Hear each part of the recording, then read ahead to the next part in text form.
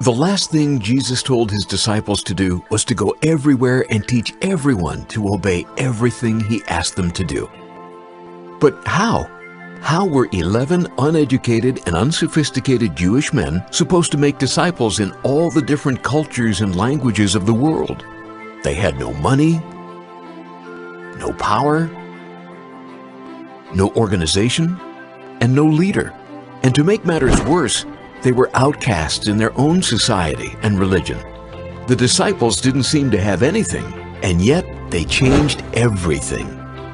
What they did have was a life-changing experience with Jesus, a willingness to simply obey, the power of the Holy Spirit.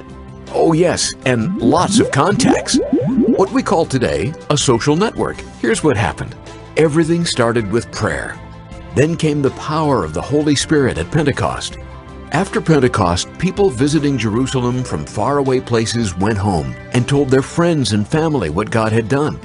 And when those people passed on what they had experienced, the good news about Jesus spread like wildfire. Post-Pentecost social networking is how the gospel went viral. That was over 2,000 years ago. So how are we doing today? There is some good news and some not so good news. The good news, the number of Christians is increasing. The not so good news, the percentage of Christians is stuck. So what's the problem? And how can we solve it?